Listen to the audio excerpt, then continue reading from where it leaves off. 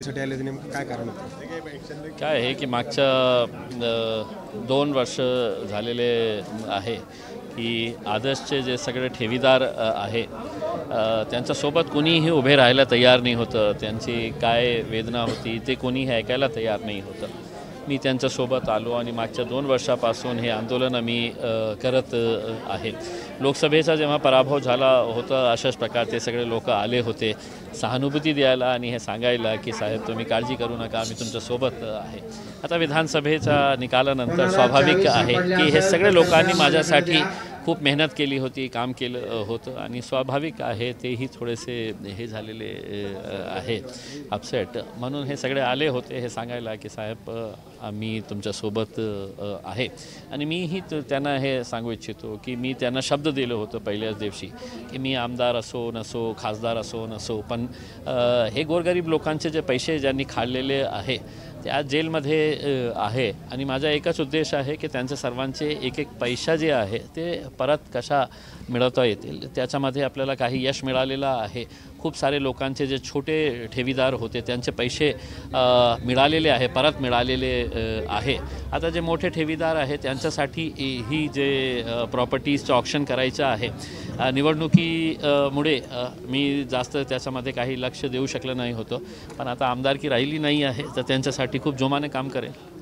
ते बेलवर आल्यावर तुम्ही त्यांचं स्वागत कसं करणार? नक्की करणार ना. उसमें ज्या लोकांनी ज्या पैशाच्या जोरावर हे गोरगरीब लोकांचे पैसे लुटलेले आहे आता ते जेलमध्ये आहे आणि ते मोठे मोठे वकील लावून त्यांना बेल कशा मिळतं तर त्यासाठी ते सगळं प्रयत्न करत आहे. म्हणून मी लोकांना सांगितलेलं आहे ठेवीदारांना की जेलमध्ये ते बाहेर जेव्हा येईल त्या समजा त्यांना बेल मिळालं तर आपण त्यांचं स्वागत करण्यासाठी जेलच्या समोर जाऊन आपलं पुष्पगुच्छ त्यांना देऊ. आपण गेट वेल सूनचा जसा होता ना का हां तसा एक फूल देऊ त्यांच्या हातात.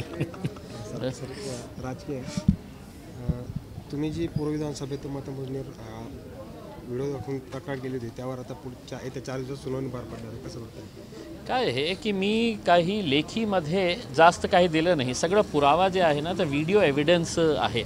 आणि जेव्हा आपण इलेक्शनच्या वेळी CCTV कॅमेराज लावतो त्याचा एकच उद्देश होता की कुठेतरी काही बरोबर चाललं नसेल तर ते आपण CCTV फुटेजच्या आधारावर त्याच्यावर कारवाई करू शकेल. आता ते सगळं CCTV फुटेज आम्ही त्यांच्याकडून मागितलेले आहे. जे लोकांनी शूट केलेले आहे ते सगळं आम्ही पुरावे त्यांना दिलेले आहे. मी पत्रकार परिषद घेऊन ते सगळ्यांना दाखवलेलं आहे. आणि आता ते त्यांनी 3 मेंबर एक कमिटी स्थापित केलेली आहे की जे मी आरोप केलेले आहे पुराव्यासहित त्याच्यावर ते काय निर्णय घेतील. एक सुनावणी झालेली आहे, 4 तारखेला दुसरी सुनावणी आहे. त्यावेळी आम्ही जोमाने आमचे जे एव्हिडन्स दिलेले आहे त्याच्या बाबतीत आम्ही बाजू मांडू आमची. एकीकडे राज्यात ते EVM विरोधात बाबा आंदोलन करत आहेत पुण्यामध्ये, कसं बघताय आंदोलनाला? काय आहे की लोकशाहीमध्ये लोकांना जे पाहिजे ते द्यायला पाहिजे. फक्त भारतीय जनता पार्टी आणि नरेंद्र मोदी साहेब त्यांना वाटतं की नाही EVMमुळे आपला जिंकणं खूप सोपं होतं म्हणून ते तसं न करता लोकांमध्ये काही शंका असेल तर इतकं वर्ष आपण किती हे वर्ष झालेले आहे आपण बॅलेट पेपरवर निवडणूक लढवायचं. आता ते EVM मशीन आलेली आहे, लोकांचा संभ्रम आहे, संशय आहे की नाही या EVM मशीनला आपण टॅम्परिंग करता येतं. ते भारतीय जनता पार्टी कशा प्रकारे करत आहे तर लोकांचा ते संभ्रम दूर करण्यासाठी 1-2-4 इलेक्शन तुम्ही बॅलेट पेपरवर करून बघा ना. उसमें काय फरक पडणार आहे? कारण लोकांची मागणी आहे. फक्त हे हुकुमशाही तर नाही आहे की बाबा नाही आम्ही सांगितलेलं आहे याच्यावरच व्हायचं आहे. लोकांची जी भावना आहे लोकशाहीमध्ये त्याला महत्त्व देण्याची आवश्यकता आहे आणि लोकांना बॅलेट पेपरवर पाहिजे. तर मोदी साहेबांनी समोर यायला पाहिजे आणि फेकून द्यायला की नाही आम्ही 2-4 इलेक्शन जे आहे ना ते लोकांच्या मागणीनुसार आम्ही बॅलेट पेपरवर करत आहे. तुमची भूमिका काय पण तुम्हाला EVMवर शेप आहे?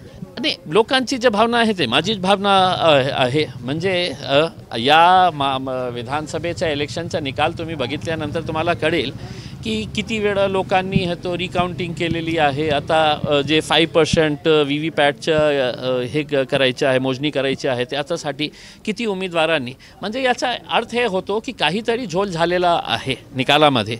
म्हणून लोक इतकं जे रिकाउंटिंग होतं आणि सगळं चॅनल्सवर आता जेव्हा त्यांनी बघितलं सरकारनी की सगळं चॅनल्सवर सोशल मीडियावर या निकालावर प्रश्नचिन्ह उपस्थित करण्यात येत आहे तर त्यांनी किती चालाकीने निका सगळा मुद्दा डायव्हर्ट करण्यासाठी अजमेर शरीफची दर्गाच्या खाली सर्वे करायचा आहे.